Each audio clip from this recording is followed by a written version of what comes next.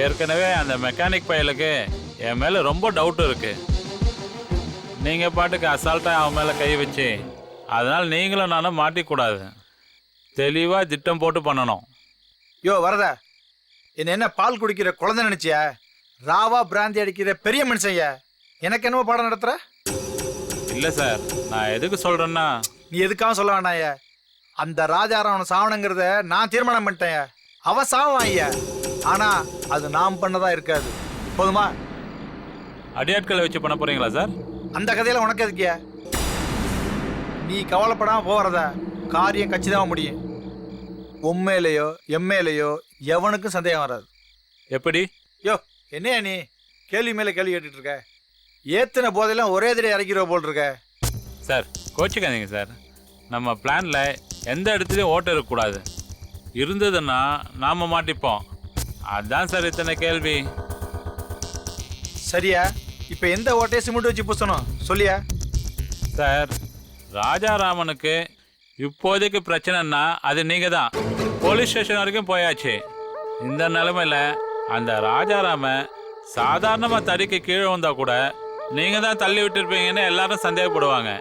இப்படி இருக்கிறப்போ அவன் திடீர்னு கொலை செய்யப்பட்டா போலீஸ் யோசிக்காதா? கைவிலங்கு எடுத்துட்டு வந்து நேராக உங்க வீட்டு காலிங்குள்ள தான் அடிக்கும். சரி, இப்ப என்ன பண்ணலாங்கிற? ராஜாராமனும் சாகணும், எம்எல்ஏயும் சந்தேகம் வரக்கூடாது. அதுக்கு என்ன வழி? ஒரே ஒரு வழி தான் இருக்கு. என்ன வழி? பகையாளி குடிய உறவாடி தான் கெடுக்கணும் சார். எதிரியா இருக்கிறத விட துரோகியா இருந்துட்டா காரியம் ரொம்ப சுலபம்.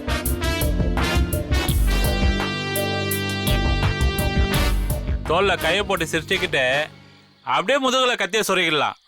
நம்ம மேல எவனுக்கும் சந்தேகம் வராது. மலர் வளையத்தை வச்சுட்டு 2 சொட்டு கண்ணீரையும் விட்டுட்டு வந்துடலாம். எப்படியா நடக்கிற கதையா இதெல்லாம்? நடக்கும்.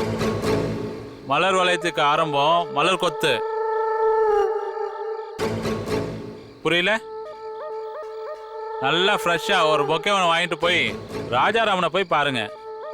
அந்த ஆள் கையில கொடுத்து, சார் முட்டாள்தனமா நடந்துட்டேன் சார், முரட்டுத்தனமா நடந்துட்டேன் சார், என்னை மன்னிச்சிடுங்க ராஜாராமன், அப்படி இப்படி டைலாக் விடுங்க. முடிஞ்சா காலில் ட்ரை பண்ணுங்க.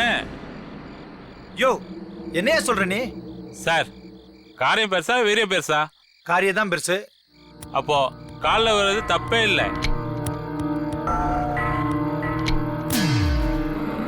அப்படி மன்னிப்பு கேட்டு அந்த ராஜாராம மனசை தொட்டுட்டீங்க வைங்க, அப்புறம் அந்த சந்தேக லிஸ்ட்ல நீங்க வர்றதுக்கு சான்ஸே இல்லை. ராஜாராம சந்தோஷமா பெங்களூர் போவான். அவனை நிம்மதியா நீங்க பரலோகம் போக வச்சிடுவீங்க. அவ்வளவுதானே சார்?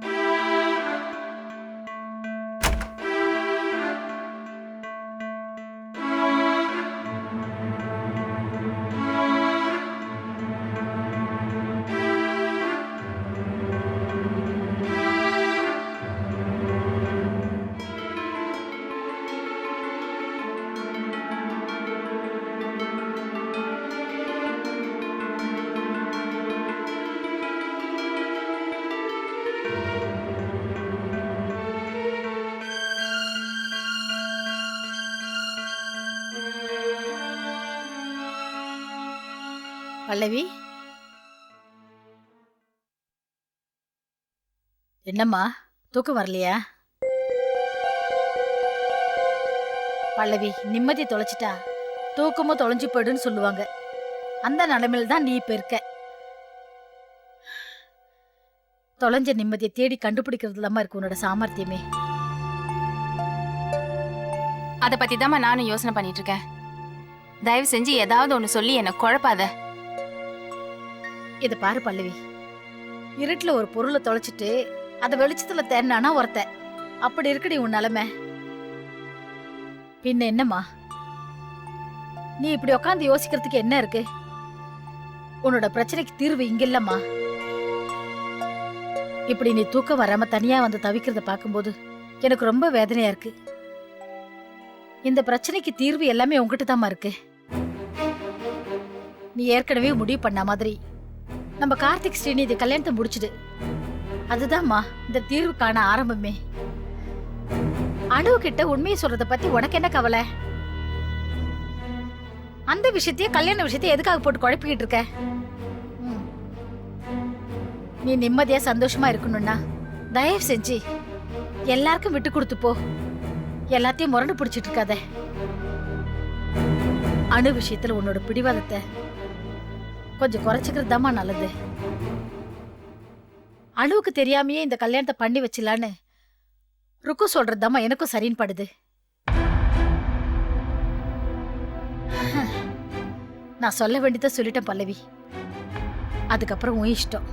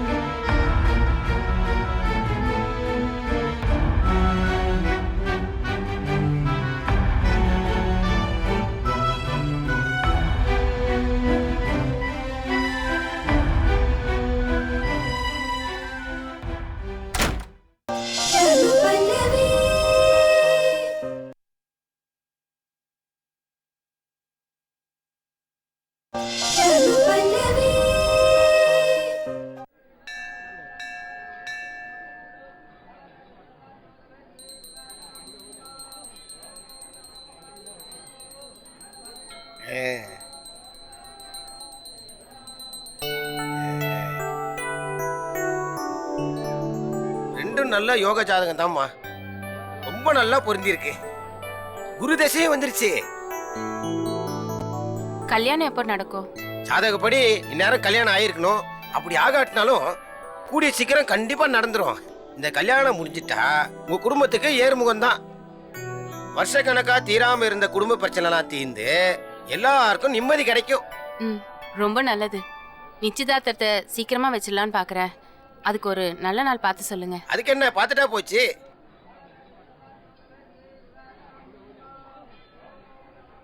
வர்ற புதன்கிழமை ரொம்ப அற்புதமான நாள். அன்னைக்கே நீங்க நிச்சயதார்த்தத்தை வச்சுக்கலாம். இப்பதான் என் மனசுக்கு ரொம்ப நிம்மதியா இருக்கு. நீங்க சொன்ன மாதிரியே அன்னைக்கே நிச்சயதார்த்தம் வச்சிடுறேன். ரொம்ப சந்தோஷமா.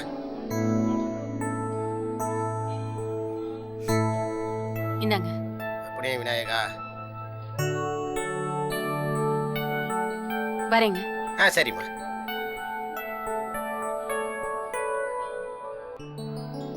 காயத்ரி, கும்பிட போன தெய்வம் குறுக்க வந்த மாதிரி உங்களை பார்த்துட்டேன். என்ன பல்லவி, ரொம்ப சந்தோஷமா இருக்கீங்க? உங்க முகத்தை பார்த்தா கேட்ட வரத்து சாமி கொடுத்துட்டார் போல இருக்கு. அவர் எங்க கொடுத்தாரு? நான் தான் கேட்டு வாங்கிட்டு வந்தேன். அப்படியா? அந்த நல்ல விஷயம் என்ன நானும் தெரிஞ்சுக்கலாம்ல? வேற என்ன, நம்ம கார்த்திக் ஸ்ரீநிதி கல்யாணம் தான். என்ன காயத்ரி யோசிக்கிறீங்க? இல்ல, இத பத்தி தான் நாம தினமும் பேசிட்டு இருக்கோமே, இப்ப என்ன புதுசா? உண்மைதான். பேசி பேசி ரொம்ப நாள் நம்ம கழிச்சிட்டோம். இப்போ காரியத்துல இறங்கலான்னு நான் முடிவு பண்ணிட்டேன்.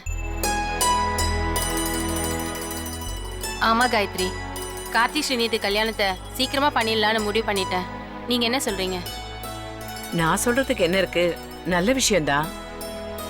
நிச்சயதார்த்தத்துக்கு கூட ஜோசியர்கிட்ட நாள் குறிச்சிட்டேன். வர புதன்கிழமை ரொம்ப நல்ல நாளாம். உங்க சௌரியம் எப்படி? எனக்கு சௌரியம்தான். ஆனா இது நாம 2 பேரும் மட்டும் முடிவு பண்ண வேண்டிய விஷயம் இல்ல. உங்க ஹஸ்பண்ட், மீனாட்சியோட ஹஸ்பண்ட் எல்லாரும் சேர்ந்து முடிவு பண்ண வேண்டிய விஷயம். என்ன காயத்ரி இது?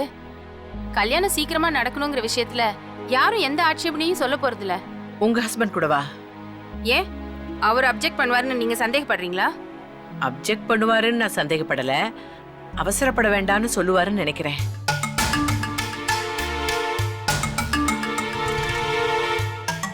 கார்த்திக் ஸ்ரீநிதி நிச்சயதார்த்தம் நடந்தா அது அனுவுக்கு தெரியாம இருக்காது. அப்போ நாம மறைச்சு வச்சிருக்கிற உண்மையும் அணுவுக்கு தெரிய வரும். அந்த அதிர்ச்சியில அவங்க உயிருக்கு ஏதாவது அந்த அதிர்ச்சியில அணுவோட உயிருக்கு ஆபத்து ஏற்படும் பயப்படுறீங்களா? பயப்படாதீங்க. அணுவோட உயிரை பணையம் வச்சு நான் என் பையனுக்கு கல்யாணம் நடத்தணும்னு நினைக்க மாட்டேன். அந்த அளவுக்கு நான் ராட்சசி இல்லை. ஆனா அதுக்காக நம்ம கல்யாணத்தை காலகாலத்துக்கும் தள்ளி போட்டுட்டே இருக்க முடியுமா? அது நியாயமா? நீங்களே சொல்லுங்க. அணுவோட உயிருக்கு எந்த ஆபத்தும் வரக்கூடாது. அதே சமயம் என் பையனோட கல்யாணமும் தள்ளி போகக்கூடாது. அதுக்கு ஒரே ஒரு வழிதான் இருக்கு. வழி இருக்கா? என்னது? அணுக்கு தெரியாம நிச்சயதார்த்தத்தை நடத்த வேண்டியதுதான். அப்படி நடத்த முடியுமா? நடக்கும். நடத்தி காட்டுறேன்.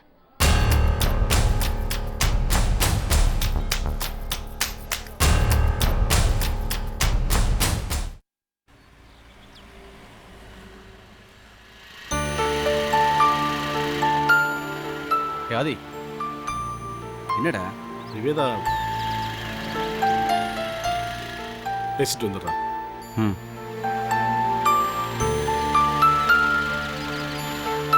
நிவேதா நில்லு, நிவேதா நில்லுன்னு சொல்றேன்ல. ஹலோ மிஸ்டர், என்ன கண்ணு தெரியலையா? ஏய், உனக்கு தான் கண்டு தெரியல, அதான் பார்த்து பார்க்காத மாதிரி போயிட்டு இருக்கிற. ஏன் இப்படி பண்ற நிவேதா? ஓ, சாருக்கு என் பேர்ல கூட ஞாபகம் இருக்கா? பரவாயில்லையே. என்னாச்சு உனக்கு? ஏன் இப்படி முட்டாள்தனமா பேசுற? என்ன பார்த்தா இப்ப உங்களுக்கு முட்டாள தான் தெரியும். என்னதான் புத்திசாலி லவர் ஆபீஸ்ல கிடைச்சிட்டால. ஓட்டனம். ஏய், என்ன ஆதி, என்ன கையில வாங்குற? பின்ன என்னடா கொஞ்சம் கூட நம்பிக்கை இல்லாம பேசிட்டு இருக்கா? நம்பிக்கை துரோகம் பண்ணவங்க கிட்ட எப்படி திரும்ப நம்பிக்கை வைக்க முடியும்? ம், இது நியாயமான கேள்விதான். என்னடா நீயுமா? இரு, அவசரப்படாத. இதை பாரு நிவேதா, இவன் ஆஃபீஸில் மகான ஒரு பொண்ணு, ரொம்ப சுட்டித்தனமான பொண்ணு, எல்லாத்தையும் சிரிச்சுப்படி தான் கலாட்டா பண்ணுவான். உங்கள் லவ் மேட்ரு அவளுக்கும் தெரியும். அவ யாரா இருந்தா எனக்கு என்னங்க? என்கிட்டயே அவ ஆதியோட லவ்வர். இனிமே அவருக்கு ஃபோன் பண்ணி டிஸ்டர்ப் பண்ணாதீங்கன்னு சொல்றா. அவளுக்கு எவ்வளவு திமிர் இருக்கும். எல்லாம் இவர் கொடுக்குற இடங்க. இல்லம்மா, அப்படி எதுவுமே இல்ல. என்ன ஒண்ணும் இல்ல. நீங்க எப்பயும் அவகிட்ட ஈன்னு பல்ல கட்டி சிரிச்சுட்டு இருந்திருப்பீங்க. அதான் அவ என்கிட்ட வாலாட்ட ஆரம்பிச்சிட்டா. நிவேதா, நான் சொல்றத கேளு. உங்களுக்கு எதுவுமே தெரியாதுங்க. நான் அவ பேசினதுல பயங்கர கோவத்துல இருக்கேன்னு இவருக்கு தெரியும்ல. அப்ப வேற என்ன பண்ணிருக்கணும்? அவளை கூட்டிட்டு வந்து என்கிட்ட மன்னிப்பு கேட்க வச்சிருக்கணும்ல. ஆமா, நீங்க சொல்றதா கரெக்ட். மகாவை கூட்டிட்டு வந்து மன்னிப்பு கேட்க வச்சியா? தப்பு தானே? என்னடா இப்ப யாருக்கு நீ சப்போர்ட் பண்ற? எனக்கா அவளுக்கா? ரெண்டு பேருக்கும் தான். ஏண்டா நியாயத்தை சொல்லி எங்க ரெண்டு பேரும் சேர்த்து வைப்பேன்னு பார்த்தா இப்ப பிரிக்க பிளான் பண்றியா? ஆமா ஆதி. அப்படித்தானே? எனக்கு அப்படிதான் தோணுது. எங்களை பிரிக்க நீங்க ஏதாவது பிளான் பண்றீங்களா? ஆட்டா பாவீங்களா, இவ்வளவு நேரம் எலியும் பூனையும் மாதிரி சண்டை போட்டுட்டு இருந்தீங்க. இப்ப நீங்க ஒண்ணு சேர்ந்துக்கிட்டு என்ன கலாட்டா பண்றீங்களா? அம்மா தாயே, நீங்க எப்படியாச்சும் போங்க, என்ன ஆளை விடுங்க. ஏய் சாரி நிவேதா, ஆக்சுவலா நான் வந்து உன்னை போதும்டா, ரோடு. யாரு யாரு பாது உனக்கு தெரியுமாமா? யாரோ. நம்ம போலாமா?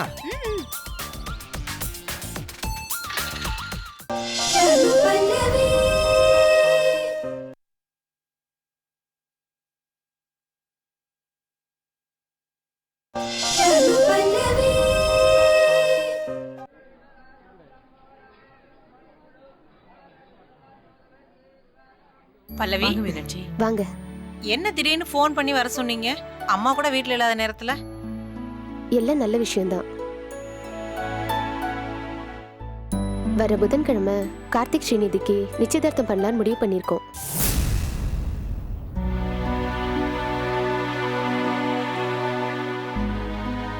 இது வரைக்கும் இந்த விஷயத்த நான் யார்கிட்டயும் சொல்லல. இப்பதான் உங்ககிட்ட முதல்ல சொல்றேன். ஏன்னா ஒருத்தர் பெத்தவங்க, இன்னொருத்தர் வளர்த்தவங்க. இனிமேதான் எல்லாருக்கும் சொல்லணும். ரொம்ப இல்ல, சில முக்கியமான பேருக்கு தான் சொல்ல போறேன். இப்படி மூடி மறைச்சு எதுக்கு அவசரமா ஒரு நிச்சயதார்த்தத்தை பண்ணணும்? மூடி மறைச்சு பண்ண வேண்டிய கட்டாயம். ஏன்னா அனுக்கு இந்த விஷயம் தெரியக்கூடாதுன்ற காரணத்துக்காக. அவசரம் அது எனக்காக.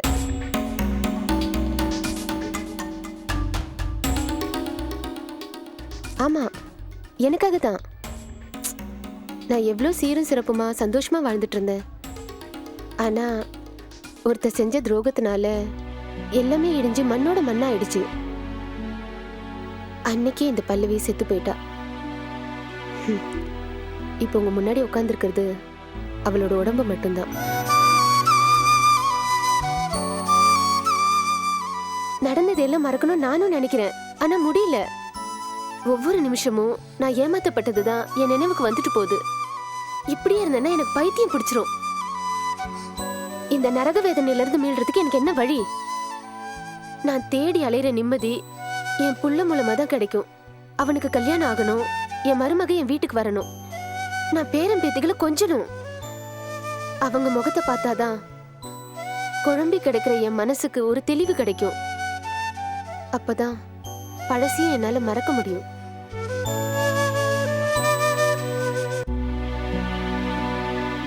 இப்ப சொல்லுங்க, நான் கார்த்திக் ஸ்ரீநிதி கல்யாணம் சீக்கிரம் நடக்கணும்னு ஆசைப்படுறதுல ஏதாவது தப்பு இருக்கா? பல்லவி, உங்க வேதனை எங்களுக்கு புரியுது. கூடிய சீக்கிரமே இந்த பிரச்சனைக்கெல்லாம் ஒரு முடிவு வரும். ஆமா பல்லவி, நிச்சயமா இந்த கல்யாணம் உங்க குடும்பத்துல உள்ள பிரச்சனையெல்லாம் தீர்த்துருங்கிற நம்பிக்கை எனக்கு இருக்கு. நீங்க தைரியமா இருங்க.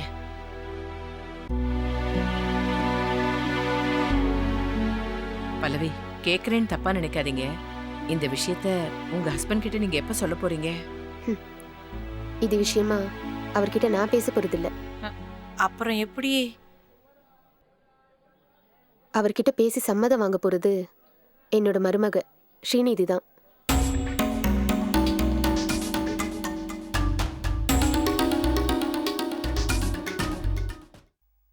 பல்லவி செஞ்சதுதான் கரெக்ட்.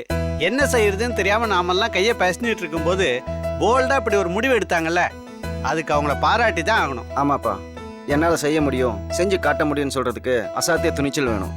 அப்பா போதும் போதும், 2 பேரும் கொஞ்சம் பாராட்டுறதை நிறுத்துங்க. ஏமா நீயும் போல்டா ஒரு முடிவு எடுத்திருந்தா உன்னையும் பாராட்டி இருப்போம். ஆனா நீ கோட்டை விட்டுட்ட.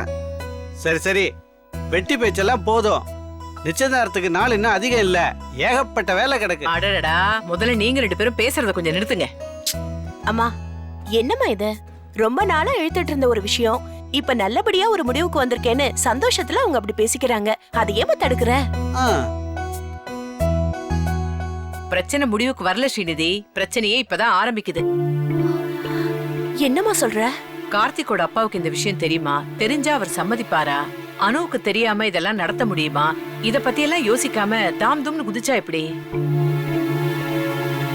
ராஜாராமனை கலந்து பேசாமையா பல்லவி இவ்வளோ ஏற்பாடையும் பண்ணிருப்பாங்க?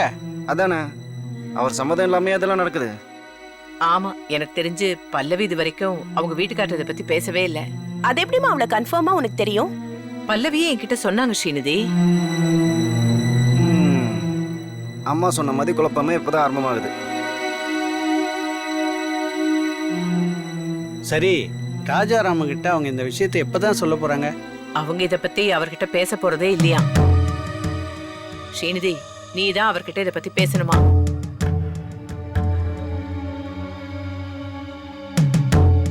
என்னம்மா சொல்ற? நானா? ஆமாம்மா, உன்னதான் அவர்கிட்ட சொல்ல அனுப்ப போறாங்களாம். என்ன பைத்தியக்காரத்தானே இது? இதுக்கு நான் சம்மதிக்கவே மாட்டேன். இல்லப்பா, பல்லவி ஆண்டி நல்லா யோசிச்சு சாமர்த்தியமா தான் இந்த முடிவு எடுத்திருக்காங்க. அவங்களே போய் அங்கிள் கிட்ட பேசினா சண்டை வந்து ஏதாவது பிரச்சனையில தான் முடியும். அதான் என்ன பேச சொல்லி அனுப்புறாங்க.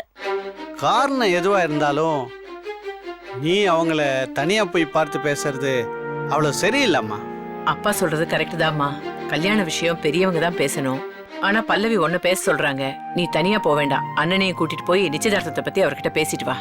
சரிம்மா, எனக்கு எந்த அப்ஜெக்ஷனும் இல்ல. இன்னொரு ஐடியா, கார்த்திக்கு இந்த விஷயம் இன்னும் தெரியாதுன்னு நினைக்கிறேன். அதனால முதல்ல அவரை போய் பார்த்து பேசிட்டு அப்புறம் அங்கிளை பார்த்து பேசுறேன். கரெக்ட், அப்படியே பண்ணு. சரிப்பா, நான் இப்பவே கார்த்திகை காண்டாக்ட் பண்றேன். அதை செய்.